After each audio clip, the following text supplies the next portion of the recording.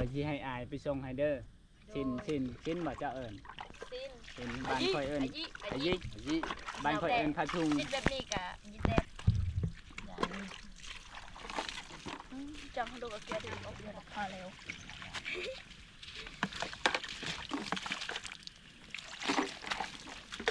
ส่วนเฮากะเบิ่งน้องๆอาบฮ้อนหลายยังอาบอยู่แต่ว่าสิ้นน้องบ่พอ อายบอกว่าน้องสิคือ ว่าเดี๋ยวเฮากะยังอาบอยู่แต่ว่าน้ำมันอาบบ่ได้ ก่อนหรอ อาบน้ำแล้ววันนี้พายแล้ว ไปปะได้พี่น้อง เป็นจะได้น้องอ้อยน้องจอยมื้อนี้สิใจหลายบ่ เสียใจ สิใจเนาะ FC ว่านี่ใด FC ว่าเขาไปกอดเขา ครับFC ว่า คล้อง FC ว่าน้องไปกอดเขาบ่หรือว่าเขาไปกอดน้อง เขามาว่าน้ำน้องว่าเขาเฮ็ดแนวนี้นะเป็นฮิตคล้อง สบายดีจ้าคุณสวย สบายดี สิไปไสเนาะ สิไปตักน้ำแล้วก็ไปอาบน้ำเลย คิดว่าไปเอาเข้า บ่อันนี้นะ กระตุกน้ำบ่เป็นจังไดกระท่องน้องมื้อนั้นขาดเบิดแล้ว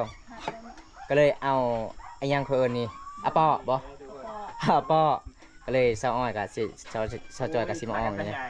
ไปตักน้ำไปอาบน้ำเลยบ่ โดย อาบน้ำอยู่ไส น้ำสร้าง น้ำสางเนาะอ้ายขอไปน้ำเด้อ ไปนำเด้อ ได้บ่ ได้บ่ แล้วก็ ได้ อ้ายขอไปอาบน้ำนำกันเลย โดย ได้อยู่บ่ ได้ น้องมีสบู่อยู่บ่ มีอยู่ มีอยู่เบิ่ง แต่ว่ากระ น้อง ตา ไปพร้อม เอ้ยกระตาขาดหมดแล้วคือกระตาขาดมาแล้วจังได้ก็ไปนำกันเลยไป ไปทุกคนไปน้ำกันไปอาบน้ำน้ำกัน นี่พี่น้องน้องๆกับสิพาทีมงานเฮาไปเบิ่งบอลน้องๆกับไปอาบน้ำคือเก่าบรรยากาศยามแรง ไปหับสมน้ำกันบรรยากาศ นี่ครับ อุ้ยดอก ทั้งสาวเจ้าโอ้ย ๆสองไอ้น้องสาวลาวเผาโตยสาวอ้อย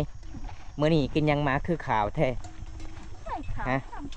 คันจะอยู่กับคอยนี่โอ้ยคนละสีเลยครับ นี่เนาะ อืมแต่ แต่อยู่กับข่อยเอาจะบ่แน่อาจจะ เออ เดียวอันว่า แต่คนดำนี่คนดำนี่คนจริงใจเด้เขาว่าเด้ คือเจ้านี่คุณข่าวไล่ใจ แม่นบ่ บางคนนะ เจ้าไล่ใจคอยเห็นเจ้าหั่น บ่ บ่ บ่ โอ้ หลายบ่ คิดว่าไล่ใจ ให้น้ำเจ้านี่ หลายคน เจ้าไล่ใจ เจ้าอีซีไทม์แมตช์หนึ่งก็15,000กีบเจ้าก็เลยเว้า3-4 แสนกว่าเนาะโอ้ยบางตาตกใจเลยไล่ใจเลยในนั้นแม่นบ่บ่ฮู้บ่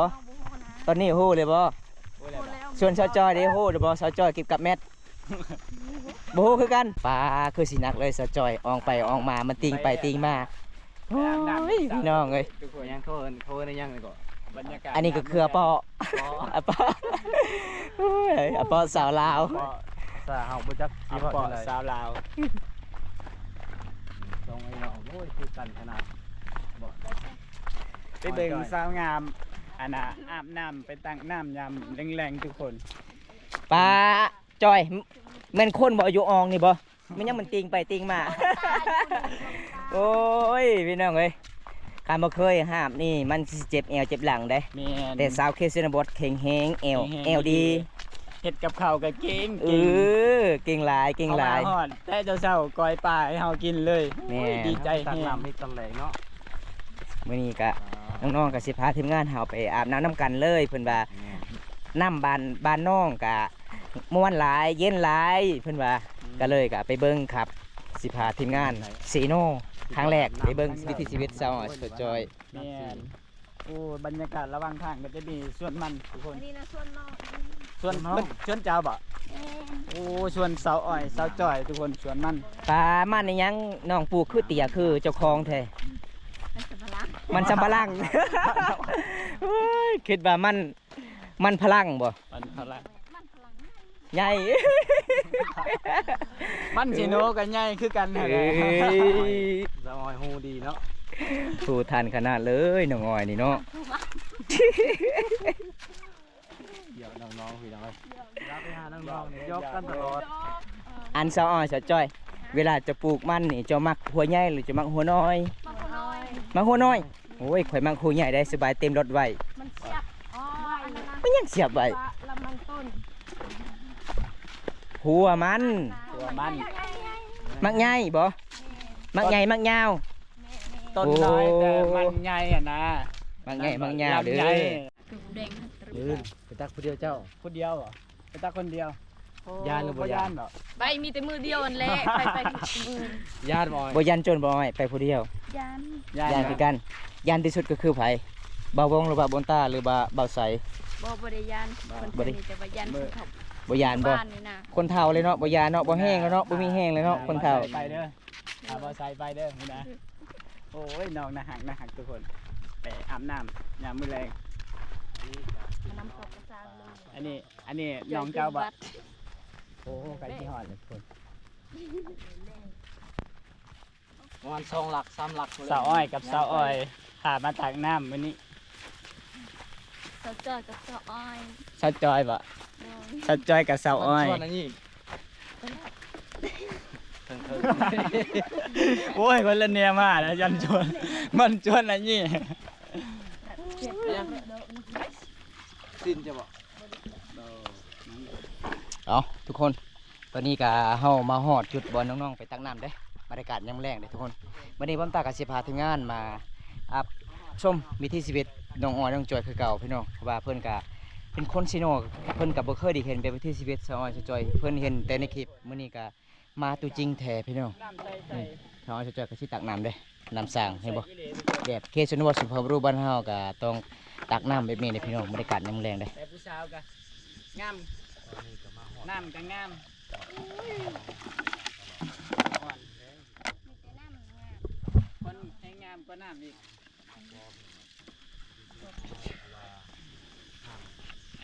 สาวอ้อยสาวจอย ปลากินเลยบ่สาวจอยแซ่บอยู่บ่ แซ่บหลาย มาให้อายกินลองเบิ่ง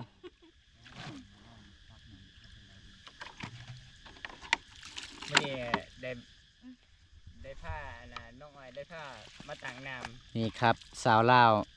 ปลาคันกินเบิดนี่สาวอ้อยสาวจอยว่าบ่ให้มือเด้อมื้อนี้เด้อแม่นบ่สาวอ้อย แมน คันคันบ่ให้มือนี่ให้อายนอนอยู่ไส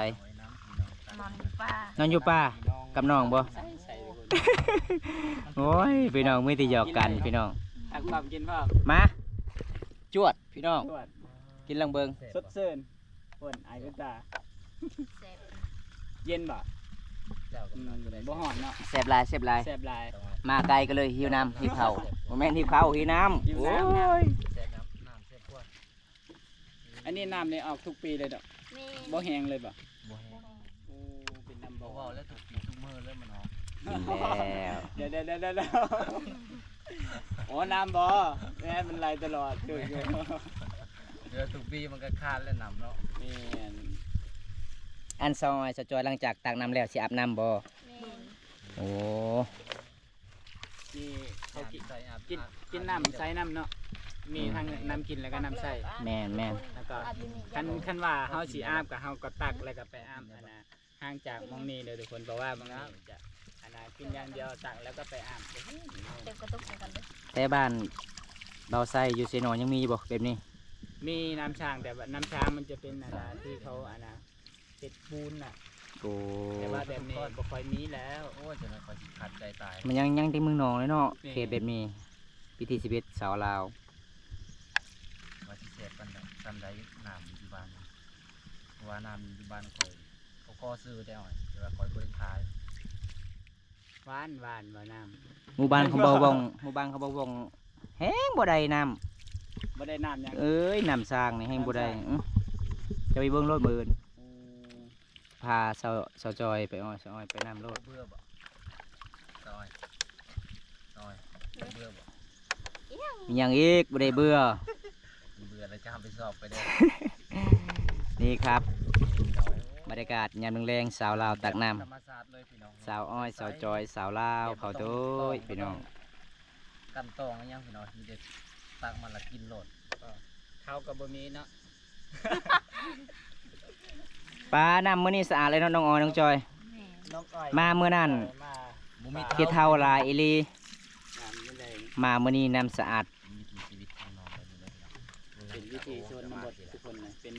ชนเผ่าอาณาจักรโอย หลังจากที่ไปตักแล้วแช่ใส่ตู้เย็นบ่ ได้เด้อทุกค บ่ น มีตู้เย็น บ่มีตู้เย็น แม่ โอ้ ตู้เย็นมันเพ เทแล้ว โอ้ได้น้ำก็เย็นบ่ต้องใส่ตู้เย็นหรอก แต่ว่า เย็นตอนทำไปตักนะเย็นแต่ว่าตอนเที่ยงๆมันร้อน จะตักแล้วจะก็ขุดอันน่ะ มัน ดิน ฮ้อน แล้วก็พังไว้เด้อแล้วก็ตักน้ำเทอันนั้นกระทังแล้วก็แช่ไว้ก็ได้ มีกระทังใหญ่ๆแล้วก็เอาลงทางกระตุกเลยทางกวดน้ำเลยเนาะ อ๋อ แล้วก็ใส่น้ำเทน้ำเข้าไปแบบนี้อย่าเปิดฝากวดเลย เวลาสิกินแล้วค่อยอย่ายกขึ้นมันก็เย็น ด้วย แบบนั้นเด้อน้ำเย็นเย็นทุกคนขนาดบ่ได้อันนี้มันไหลตลอดเลยเนาะอันนี้กระทงบะเป่ากระเป๋าบะเขาเอิ้นกระเป๋าบะ เอาผู้ใดเต็มก่อนนะบัดนี้แสดงว่าผู้นั้นได้รางวัล ตะวันยังเนาะ รางวัลอายห้องแก้มน้อง ห้องแก้มได้บ่ เฮ็ดไว้เฮ็ดไว้ ฮะเฮ็ดไปใบโลด ค่อยสิบ่ให้เต็ม บ่ให้เต็ม เป็นหยัง เต็มบ่ให้เต็ม บ่ให้เต็มใบบ่ คันเต็มใบก็บ่มตาหอมเอ้า เออผู้ใดเฮ็ดสาผู้นั้นบ่มตาห้องแก้มเอา คอมันนะ เอาก็วิธีน่ะลมแล้วไปน้ำ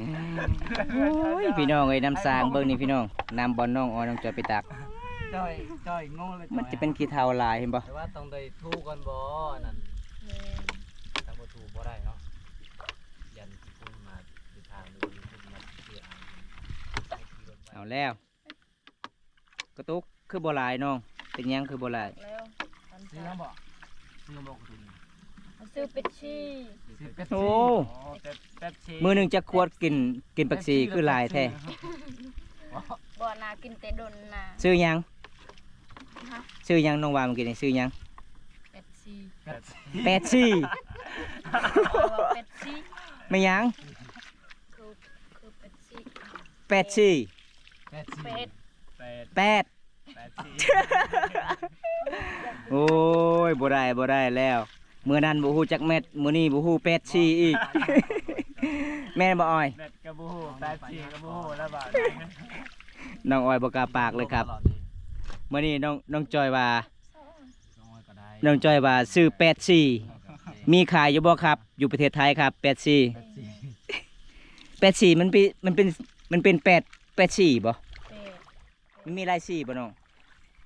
เป็ดชีมันก็คือสีด แปดซี่นั่นบ่เอ้ามันมีแต่สีเดียวเด้ ำมันมีหลายสีเกณฑ์ตา โอ้ยบอมตาบ่เคยได้กินได้84เด้บ่เคยเห็นเลย84มีแต่สีเดียวอืม เป็ดหาบ่ อืม มีแต่ปืน59อ่ะ เออบ่บอมตาเคยกินเป๊ปซี่ เป็ดชี เบิ่งนี่พี่น้องคันเว้าเรื่องเม็ดนี่ซะอ้อยสิหายบอมตาเลยบ่ปากบ่เว้าโอ้ยพี่น้องเอ้ยคนที่อยากเอาพัวไทยพัวลาวเห็นบ่ไม่เม็ดก็บ่ฮู้จักเลย ฉันรู้แล้วค่ะ รู้เลยบ่ฮู้เลยบ่คิดว่าฮู้แต่อ้ายบอมตามาเยี่ยมตลอด บอกแม่บอกแล้ว ไม่บอกแล้วอีพ่อก็ฮู้บ่เม็ดบ่ โอ้แล้ว สาวจอยเด้ฮู้เลยบ่ บ่ฮู้ บ่ฮู้ เต็มหมด บ่ฮู้คือกัน บ่ฮู้ โอ้คันท้าฮู้ไอ้ายถามเด้อ เป็ดเป็น เม็ดหนึ่งมีจักเส้น มาใส่ก้อนมันจะอะไร ฮะ อะเปาะบ่ เขาภาษาเขาว่า ตะกร้า ตะกร้า ตะกร้า ได้ยินอยู่บ่อ้อย แต่ดังอึก หรือว่า ตะดัง กระบุง ตะดังไปไว้ได้ได้ ได้ยินไหม บ่ฮู้บ่ตะดังบ่ เสร็จแล้ว โอ้ตะดังไปก็บ่ฮู้ ฉันเป็นคนไทยค่ะ เม็ดหนึ่งก็คือ100เส้น เข้าใจอยู่บ่ ใจ เอาผ้าถุงบ่ผ้าถุงสิ้นรู้จักสิ้นแบบนี้เอาบ่พอดีค่อยเอามาแต่ค่อยบ่ได้อันน่ะมาทีน่ะมันอยู่เฮือนอายพุ่นตา เอาแล้วสิกลับเลยบ่น้องอ้อยน้องจอย อาบน้ำอีกบ่ น้ำอีก โอ้อาบน้ำคือสิเย็นคักเนาะอายขออาบน้ำเด้ออาบได้บ่ เชื่อเลย ไอ้บ่มี จะหมดให้เด้อ แพรสิอาบเด้สิเอา น้ำให้อาบ สิเอาหยังให้ไอ้อาบ มาเล่นสงกรานต์ อาบชลิด น้องออยถือสิ้นลายบ่มื้อนี้บ่ ชิ้นเดียว สิ้นเดียว พื้นเดียว พื้นเดียว พื้นเดียว ไอ้ายขอยืมหน่อยเด้อ โอ้ยฮอดปานนั้นบ่ตอนนี้หลังจากสองไอ้น้องตักน้ำแล้วเนาะสองไอ้น้องก็สิอาบน้ำเด้ เห็นบ่ แล้วก็สิได้อาบอีกทุกคน บรรยากาศยามแลงบ่พี่น้องน้องออยน้องจอยก็สิอาบน้ำ เอ้าไปใส่อีกไปเข้าป่าอีกบ่โอ้ย น้องเพิ่นตักน้ำนี่ตักแล้วก็ตักเต็มอันนะอัปเปาะเขาเอิ้นอันนั้นแล้วก็ตักแล้วก็มาอาบอยู่พี่ทุกคนอาบให้มันห่างจากนี่บ่อยากให้มันมีกลิ่นสบู่อันนี้นะให้มันบ่ เย็นมันเหม็น ตะกินอย่ามันเหม็น แม่น น้องก็ตักแล้วก็มาอาบอยู่พี่ สาวจะจอยเป็นหยังคือบ่ได้อาบใกล้ๆกับน้ ยันเหม็นเนาะ ำยางมันแม่น อย่ามันเหม็น ยางมันคิวสบู่บ่ โอ้ โอ้ มียัง เอา เป็นยัง หยาดกันแล้วบัดนี้ ญาติชบูบ่ บ่ ญาติแป้ง เป็นสิพัน เขาเอิ้นพลอยบ่ พลอยทางนี้เอิ้นพลอย โยพลอยทุกคนแปลงพันธุ์เขาเอิ้นพลอย แมน เป็นภาษาท้องถิ่นเนาะ แมน พลอยตัวได้พลอยอันนี้ อัน พล นี้ อย พลอยบ้านเขาเอิ้นแปลงพันธุ์ทุกคน อันนี้เขาเอิ้นพลอย เป็นอาณาภาษาตะเอะ เป็นหยัง เป็นภาษาท้องถิ่น ภาษาตะโอย ง่าย อันนั้นมัน ๆ ยาก เกียบคือไม้ทูที่เฮาขี้เวลาเฮากินก๋วยเตี๋ยวอ่ะเผืออ่ะเห็นบ่ อยู่ไสครับ อยู่ทงนาเด้อบรรยากาศยามแลง บรรยากาศดีเดน้องมาอาบน้ำ ฟ้ามวนหลายเนาะบรรยากาศ ตัก เย็น แล้วก็อาบเย็นบ่ จะงาบน้ำเด้ อาบน้ำ หอน เดี๋ยวแบ่งให้ค่อยในเด้อสินจะอาบแล้วค่อยอีก โดย ๆ ม่วนอีหลีทุกคนเลย คอยสิปรบมืออะไรจะได้ไปยามกันแล้ว ค่อยก็อยู่บ่ได้เลยเนาะ อยู่บ่ได้แล้ว ผู้ชายอาบน้ำใส่สินมือบ่ได้เลยเอาอยู่บ่ได้เลยเอาสิกลับ เอาเมื่อวานนี่จะบอกว่าผู้ชายอ่ะนะหาบน้ำบ่ได้เขาก็ยังหาบเลยเด้อเมื่อวานนี้ เดียวกัน ไปหาบ พี่น้อง น้ำก็เสาเกต แม่นเย็นสบายเด้อ ว้าว บรรยากาศยามแลงเย็นมากเลยครับ สาวอาบน้ำแม่งขาวจั่วเลยพี่น้องเอ้ย เนี่ย อาบไปได้ขาว นะ จั่ ฮะ ว นะฮะ กันเจ้าไปอยู่สวรรค์เนี่ยคอยไปเจอเลยเจ้าเอาไว้ คืออันนะคือคนกรุงเทพทุกคนบ่ได้ดำได้ทุกคนเนี่ยเพื่อเฮาอีกดำนะดำมาอยู่เนี่ยแดด ทานได้เขาออกเสือตลอด แดดโอ้แหล่บ่แหละไปเบิ่งน้องขาว ขาวสำนีกะ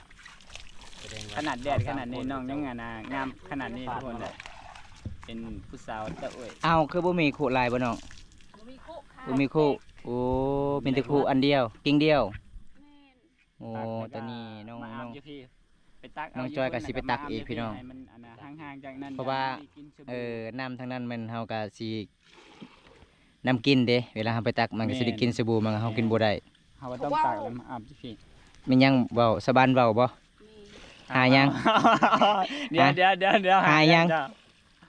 จ้ เจ้าหายังอีก หาคู่เพิ่นอภัยแล้ว ผู้ยังบ่ทันได้มาพูนสาวอ้อยสาวจอยกำลังตักน้ำอยู่กินจะได้แสบตาบ่ แม่นน้ำมีแต่ซิว นี่ต้องอานาอาบอานาใกล้ๆจากตัวนั่งทุกคนยันมันไหลเข้าไปในหันเดี๋ยวกินสบู่ก็เขาก็กินบ่ได้เลยมากสบายเลยบ่ได้ซื้อแล้วก็บ่ได้เสียค่าไฟที่จะดูดขึ้นมาอาบคือจังบ้านเฮาสบายๆเป็นวิธีชนบทที่เรียบง่ายที่สุดนี่ดีมารอบนี้ อยู่ใส่สบู่เด้ น้อง บ่ได้ใส่บ่ ยันเปลืองฮะ โอ้ยบ่มตาบ่ได้อาบแล้วมื้อนี้ หมดแล้วกู จะน้อยบ่มตาอาบนี่น้ำน้องๆน้ำซางน้องๆมันสิเบิดไว ๆนี่เนาะ ก็เลยบ่กล้าอาบ อาบรดน้ำมันบ่หมดดอก บ่นะให้น้องๆไปตักตัวเสาแรง นี่ ถ้าทีมงานเฮาอาบนี่มันสิเบิดเลยเด้ แม่ ไปอาบในกระบอกแล้ว อาบน้ำลายเด้อ มื้อเช้านี่เขาก็บ่ได้อาบแล้วจะว่า น้ำน้อย เลย จะ ก็ บ่อาบจะบ่ได้อาบลายมือหรือบ่ โอ้ยเมื่อคืนนี่ค่อยอาบได้เมื่อคืนนี่ คอยบ่ได้อาบเมื่อคืนนี่แหละ บ่ ตั้งใจสิมาอาบน้ำบ่อนี่ได้ ค่อยขึ้นน่ะจากห้องน้ำก็เห็นจะนอนมาแล้ว บ่าวงบ่ได้อาบน้ำเลยคืนนี้มีแต่เบาบ่ตากับเบาใสอาบน้ำ แม่น แต่ไปเซยเนาะมาหาสาวจอยใดเนาะ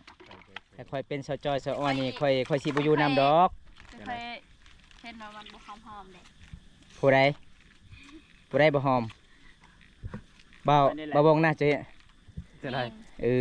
อ เฮ็ดยังได้บ่หอม อืม แล้วก็สิปรบมือแล้วมื้อนี้ จะเอาน้ำสเปรย์ละลายโลดจะมาสีด คอยสิคือแบบกระเป๋าโลดจังได๋ เอาทุกคนเดิน เอาสู้จุดเจ้าบ่อ้อย หืม เวลาสิไปสิออกไปใส่แล้วก็ต้องเอายาพาพนมแล้วก็ทาใส่เสื้อวะ บ่ได้ถ่ายแล้ว บัดทาแล้ว เขาใส่ตอนเขาซัก แน่ คอยนี่ คิดว่าเอาสุดเก่า สวัสดีครับบ่าวตาและทุกคนครับโดยสบายดีเด้อพี่สารมื้อนี้ก็สิไปตักน้ำกับน้องครับ แต่น้องก็สิอาบน้ำเลยเพราะว่าเฮือนของน้องบ่มีน้ำ แม่นเพื่อนของบ่มีน้ น้องให้อาบน้ำกันโอ้ยอาบเอาไว้พี่น้องไว้น้ำสางของน้องบ่หลายเอา น้องไอ้พามาตัก เปลี่ยน ำแล้วก็ เปลี่ยนกันตักบัดนี้ แดงอุ้ย วันนี้ก็สาวอ้อยเอกไปตักสวนสาวจอยรอทาน้องครับ เพราะว่าตักไม่ทันแล้วก็มาอาบอยู่พี่เด้อทุกคน แม่น เพราะว่า แม่น ยัสบู่มันไหลเข้าไปนั่นเดี๋ยวมันก็กินบ่ได้คิ้วสบู่ก็ตักแล้วก็มาอาบอยู่สิให้ห่างจากอันน่ะบอนนั้นก็ตักบอนนี้ก็อาบโอ้ยบ่อยังเมื่อเด้กินฮอดสาวตัวเอ้ยเด้บัดนี้ เบาใส่ชิมเมื่อบ่ถึงทางแล้วทุกคนเลย เบิ่งจากโรงแล้วชิมเมื่อบ่ถึงทางกับบัดนี้ FC Time เย็นดีบ่ล่ะเย็นดีบ่ล่ะ เย็น เย็นบ่ เย็นเนาะน้ำสางเนาะน้ำมันออกจากแต่ดินพี่น้อง นี่ เย็นมากๆเพราะว่าบ้านบาบนตาก็เคยมีครับน้ำสางครับเมื่อวานนี้ก็สิพาเบาไส้ไป ตามใจเฮา ไปตักน้ ตั้งน้ำ ำกับสาวเกตวันนี้เนาะ เปล่าไป เออ มื้อแรงบ่ บ่ เนาะ เมื่อวานนี้ ได้หาพร้อมทุกคนเลยได้หาบซอยเนาะ อ้าวบัดนี้เปลี่ยนกันไปเลยไปน้อง ก็อาบไว้ อืม ำมันไหวเนาะ เบิดไว้แล้วขุกิ่งเดียว มื้อหน้าถือกระปุยมาเด้อ ก็พูดมัน บ่มีบ่ถือกระปุยมาแล้วก็ตั้งไว้แล้วเนาะ นี่ดีเด้ออันว่าแบบอันมีอันนั้นท่อมันตั้งไว้แล้วก็ดูดจังนี่มันตั้งไว้นี่ เขาบ่ได้ไปอาบ โอ้เขาบ่ไปอาบ เขามีน้ำดี อืม ส่วนน้องๆบ่มีน้ำบ่ มีน้ำน้ำดีๆ เอ เนาะ อบ่มีน้ำต้องไปอาบเนาะ เขาไปตักซื่อๆแต่ว่า ไปที่ให้อายไปส่งให้เด้อชินบ่เจ้าเอิ้น สิ้น เป็นบ้านข่อยเอิ้น อา ไอ้ ยิ ยิบ้านข่อยเอิ้นพาชุง สิ้นแบบนี้ก็ยิแดด แม่นแบบนี้แหละ อ้าย แต่ข่อยบ่ได้เอามาอยู่เฮือนอายบุญตา อ้ายไปค่ะ ยันว่ามื้ออื่นไปมื้ออื่นแกงเล่นเนาะยันว่าไปแถว แก นั้น งอะลองมื้ออื่นไปแกงอะลอง แม่น ขึ้นบ้านเสะเบอ แม่นยันว่าไปแถวนั้นแล้วมันคำกับบางเทื่อข่อยบ่ได้ ป้า มา คือสิเมื่อยเนาะน้องเนาะเปลี่ยนกันไปเปลี่ยนกันมาพี่น้อง บ่ให้เคยอาบเลยเบิ่งขู่ช่อง3ขู่กะลา ขุกิ่งเดียวเด้ขุบ่หลายดีน้อง สาจอยบ่ให้อาบเลย เราอาบตลอด FC ถามนาวบ่สาวอ้อยสาวจอย ฮอด สาจอย ฮ้อนเนาะ จะบ่ให้อาบบ่ อู้ขนาดบอมจ้าก็จับกองเบิ่งพี่น้องฮ้อนอีหลีรอเลยครับ ตามปานนั้นเนาะ โอ้ย เอาแล้วเย็นคักเย็นคัก อย่าโยนน้ำมูกจุกนะเพิ่นเด็กจัง ผู้หนึงอาบก่อนเป็นหยังน้อง เอ้ย ให้ผู้หนึงอาบเสร็จแล้วก็ผู้หนึงอีกอาบ เนิ่มโลเหรอ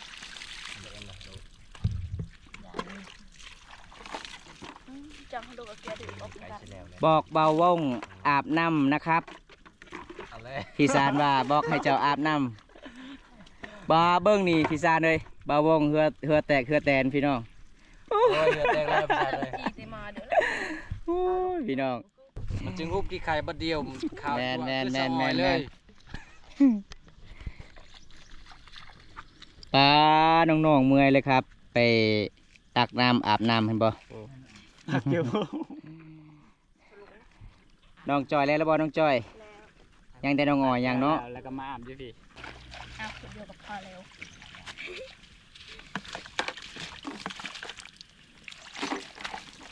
โอ้ส่วนเฮากะเบิ่งน้องๆอาบก็ฮ้อนหลายพี่น้องยังอาบอยู่ แต่ว่าสิ้นน้องบ่พอ ไอ้บอกว่าน้องน้องสิคือ ว่าเดี๋ยวว่าเดี๋ยวพี่น้องเฮากะยังอาบอยู่แต่ว่าน้ำมันอาบบ่ได้ ตอนหล่อ อาบน้ำแล้ววันนี้พายแล้ว ไปปะได้อพี่น้ นั่ อง ง บ่บ่หนักปานใดสาวอ้อยจะโดนแล้ว สาวอ้อยสาวจอย อาบน้ำอาบในเลยบ่เย็นสบายเลยเนาะ เย็น เพราะว่าอายบ่ได้อาบน้ำเด้อน้ำสางน้องๆบ่หลาย ก็เลยบอกว่าบ่ได้อาบละเพราะว่าอายก็สิมื้ออาบน้ำเซอยู่เฮือน ตอนนี้ก็สิเมื่อแล้วเนาะ แมน สาวอ้อยก็อาบเรียบร้อยแล้วพี่น้อง ตักน้ำก็แล้ว สาวจ้อยกับ แล้ว พาสาวอ้อย ได้เวลากลับแล้ว ก็จะได้กลับแล้วตอนนี้นะเฮาก็จะได้กลับ โอ้ เหมือนกัน สิได้กลับเพื่อนกลับสารแล้ว ส่วนน้องจอยกับสีเกียม มียังเนี่ยจอยเขาเอิ้น ปอ อะปอ คุยอะปอก ล้วยอะปอ เพื่อปอไม่ยังไง กล้วยอะปอมียังอองยังเขาเอิ้น ออกน้ อองน้ำเนาะ ห้องตะกร้า อองตะกร้าอองตะกร้าอองตะกร้าครับตัวนี้กะ นี่เสด็จเมื่อแล้ว น้องๆกะสิได้เบื่อเลยเอาโอ้เส้นทางน้องกลับครับ น้อยเดี๋ยวดึกกูว่าไปตู้มันดูโทรศัพท์จ้ะแม่นไปลมอยู่ที่ นอนอยู่พี่บ่โอ้ชาวบ้านเรื่องมันนี่โอน กูดึงโทรศัพ เดิน ท์ ขึ้นไอ้คิดนี่กับพวกนี้นะทุกคนบางทีกับ อิหยัง พวกนี้ยังหลาย โอ้จนเป็นแดงเป็นหอยเลยพี่น้องเลย เจ็บเด้ โอ้เจ็บเบิดเนาะน้องออยว่าอีหยังเหมือนบางอย่างนี่บ่ให้อายเมื่อ กินไก่ก่อน กินไก่โอ้คือใจดีหอยปานนันน้องออยเอ้ย ไก่เลย อีแม่เฮ็ดให้แล้วบ่โอ้ยพี่น้องมาเฮือนสวรรค์เชยโจจนบ่กล้าจังมาเด้อครับ มีไก่อีกไปขึ้นไปเบิ่งพี่น้องเพิ่นว่ามีไก่ตัวหนึงเพิ่นหับตอนเฮาเอาเก้ย ขอบใจเด้อที่ต้มไก่นะ เกือบตกพี่น้องดีครับเพื่อนของน้องครับสวัสดีจ้า สวัสดี ต้มมีหยัง ต้มไก่ ต้มไก่เลยบ่ฮะเบิ้งเปิดเบิ้ง น้อย โอ้เม็นไก่ลีได้พี่น้องเอ้ยโอ้ใจดีขนาดเลยครับ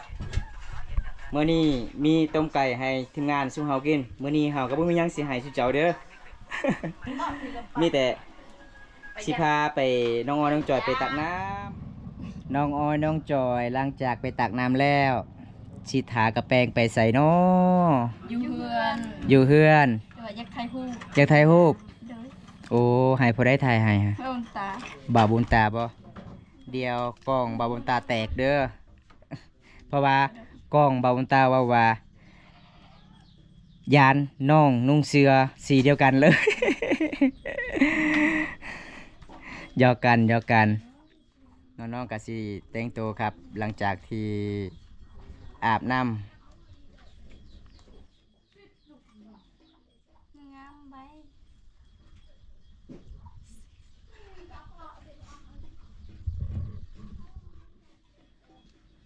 งามเนาะแต่งตัวเนาะงามหลายส่องไอ้น้องแต่งตัว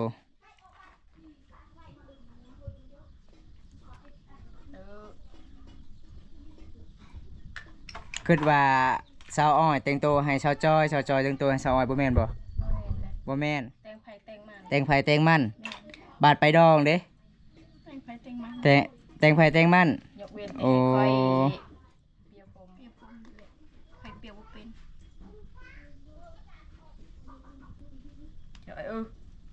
เดี๋ยวแล้วเนาะงามหลายง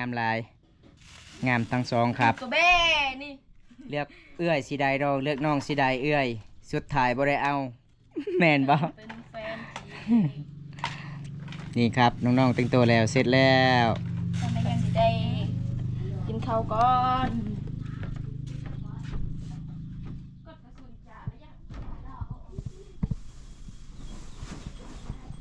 สุดยอดแล้วน้องอ้อยงามแล้ว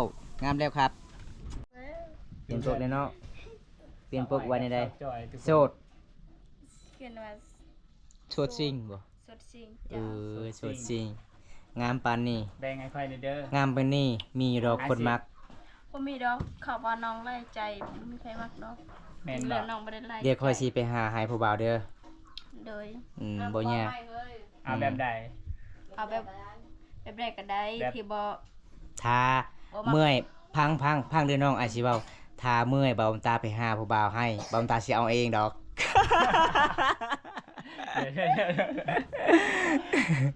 บ่มีคนเอาและเด้ค่อยสิได้เด้บัดนี้สิได้เท่าอยู่บ้าน น้องออยเคินเลยครับหยอกกันเด้ออย่าถือสากันเด้อครับ